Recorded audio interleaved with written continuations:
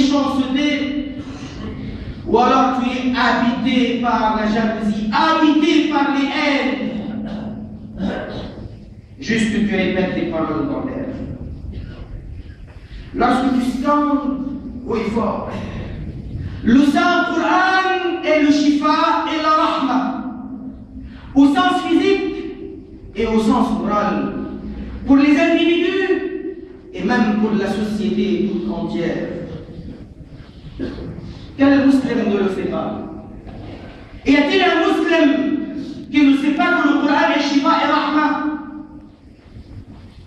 Quand tu le scandes haut et fort, est-ce que tu as pris l'exemple et les enseignements du Coran al-Karim pendant que tu parles? Le Coran al-Karim exige de ne pas avoir d'amis, des menteurs et des imposteurs. As-tu obéi au Coran? Qu'est-ce qui est shifa dans le Coran? Tout est shifa dans le Coran. Au sens physique, quand on est malade, et au sens moral pour la société. Mais pour guérir la société de ces maux, Allah Ta'ala nous donne le commandement de nous éloigner des imposteurs, de ne pas les prendre pour des amis. Là tu fais, Allah dans le Coran al-Karim nous interdit la riba et la namima. Là tu fais les arguments du Coran et la Sunna, les enseignements sur Din.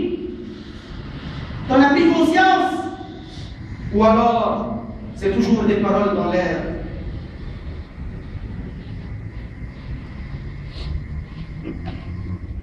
Lorsque le Saint-Coran exige de considérer fasiq, de considérer comment? Fasiq, grand pécheur, celui qui accuse un musulman de zina, sans y avoir apporté 4 témoins oculaires qui ont vu. 4 témoins oculaires qui ont vu, qui sont juste dignes et sûrs. Lorsque le Coran exige de considérer celui-ci fasiq et de ne plus accepter ses témoignages, là tu l'as pris pour un fasiq ou tu l'as pris pour un ami intime, et même pour un confident. Juge-toi aujourd'hui, demain tu vas être jugé. Aujourd'hui tu culpabilises, ça sera un soulagement. Demain tu culpabilises, ça va être une amertume qui te soulagera de l'amertume de Yawm al-Qiyamah. Le feu de l'enfer ne soulagera jamais.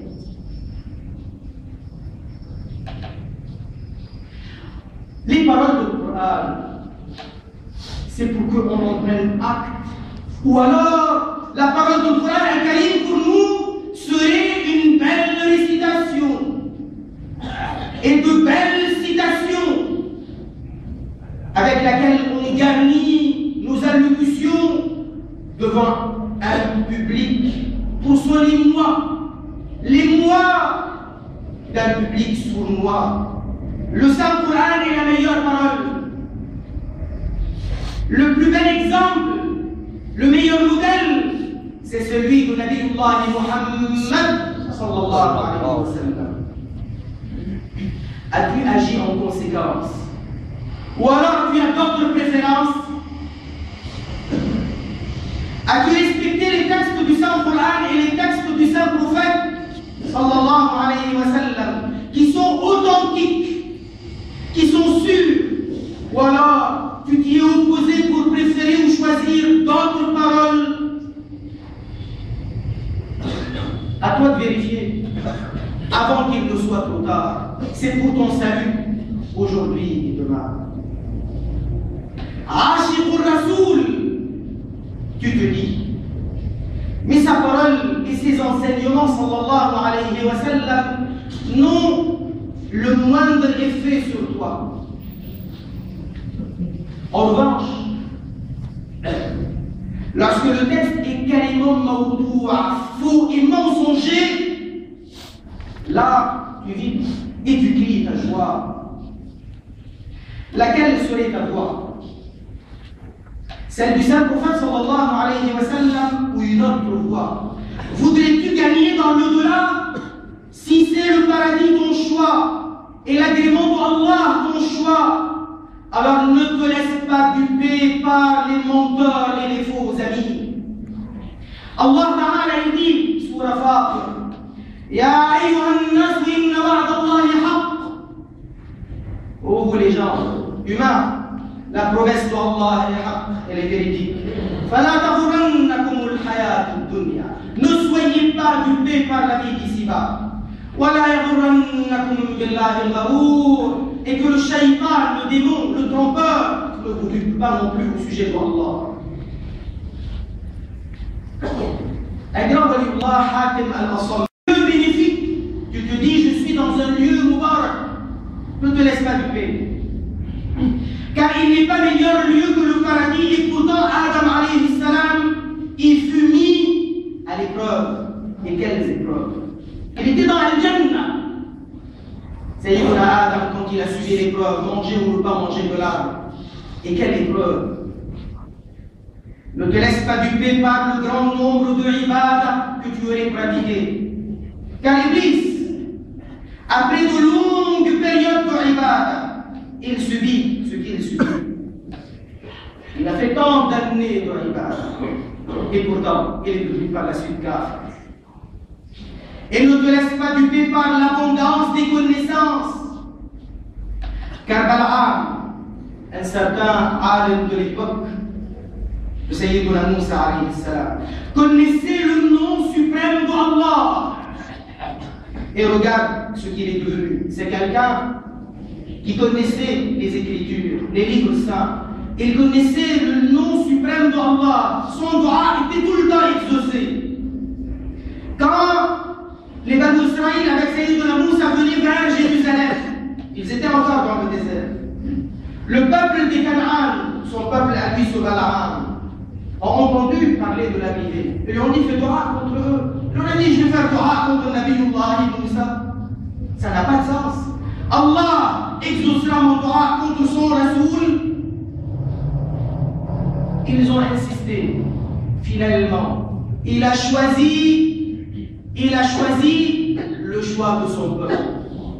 Lui qui avait des droits exaucés, il voulait les utiliser contre l'ordre d'Allah. Et il fut déchu.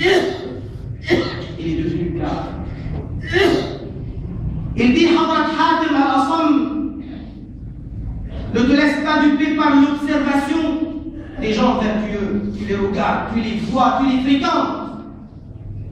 Car il n'est nulle personne aussi importante pour Allah que l'élu al-Mustafa sallallahu alayhi wa sallam. Et pourtant, ses proches, ils sont restés mécréants.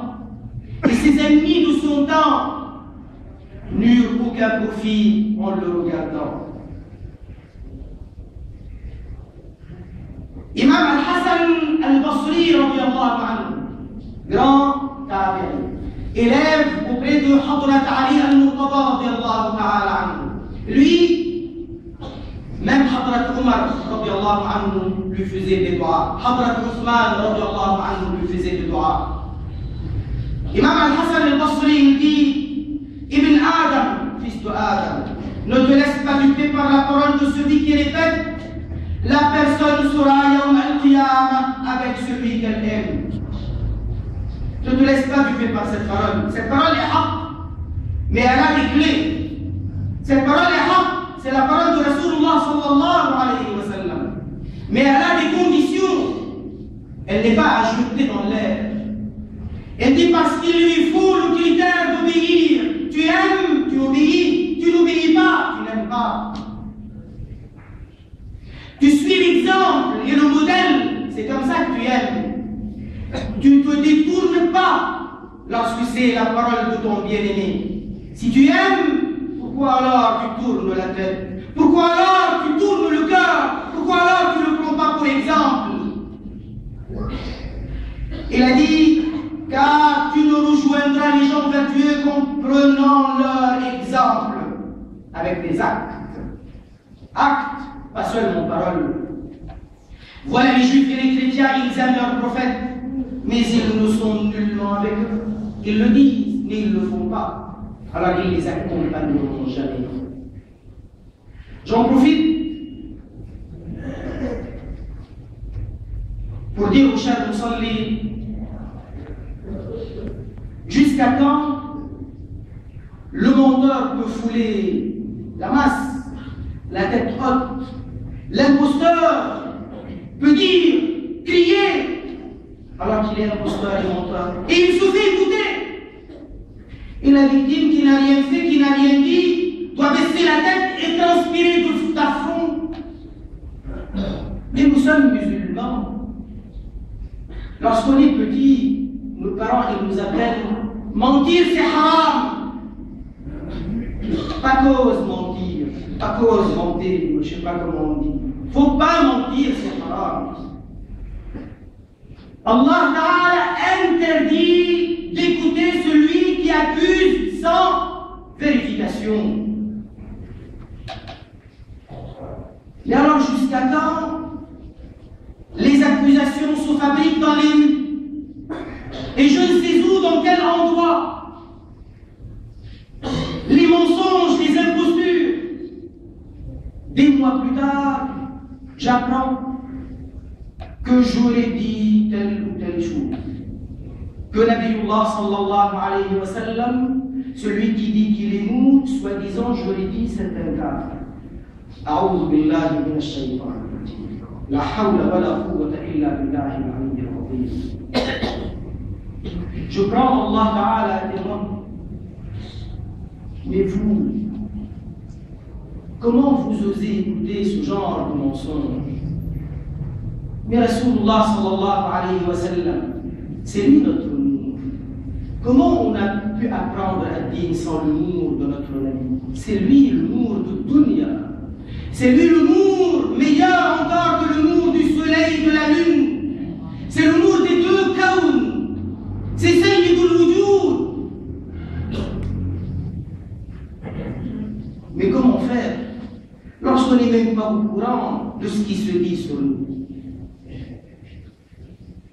Cheikh Abdul Qadir al-Jilani, Sultan al-Awliya, où est le problème? Maulana Ala Hazrat, Grand Mujaddid, où est le problème? Maulana Abdul Alim Siddiqi, rahmatullahi alayhi, Muballigh al-Islam, où est le problème? Maulana Nourani Siddiqi, Muballigh al-Islam, où est le problème? Dire que j'aurais dit un tel est kafir, un tel est kafir, mais les voilà, mes propos sont diffusés tous les jours. Mais voilà mes paroles, vous les entendez tout le temps. Ou alors celui qui ne vient jamais, c'est lui le témoin. Et celui qui vient tous les jours, lui, il n'est pas témoin.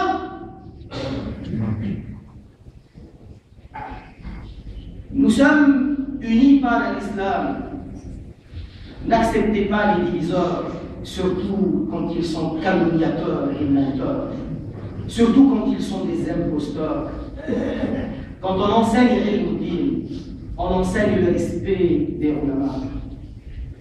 Quand on enseigne l'ilm, nous enseignons que les ulama, ils ont des fatawa, et les ulama ne sont pas toujours d'accord avec leurs fatawa. Et ça, c'est tout à fait normal. Et même un alim avec qui on a étudié et on lui embrasse les mains et les pieds, il arrive parfois que d'autres alims à qui on embrasse les mains et les pieds aussi disent un peu le contraire par rapport à tel ou tel fatwa. C'est tout à fait normal. Vous croyez que Ahl Sunnah wal Jama'a c'est une fatwa dans le monde, un homme dans le monde? Ahl Sunnah wal Jama'a c'est des millions, des centaines de millions dans le monde.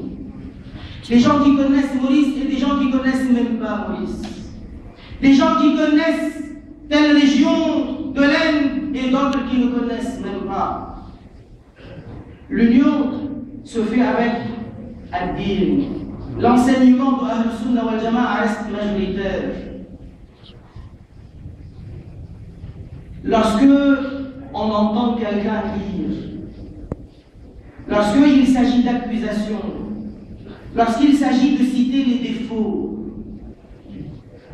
vous saurez dire que Allah Ta'ala a interdit dans le Coran al-Karim ghiba et namima. Allah a interdit le mensonge. Et Allah a interdit aussi d'écouter le mensonge, pas seulement de le dire. Allah a interdit d'écouter la riba, d'écouter la namima aussi, pas seulement de les dire. Barakallahu ta'ala fikum.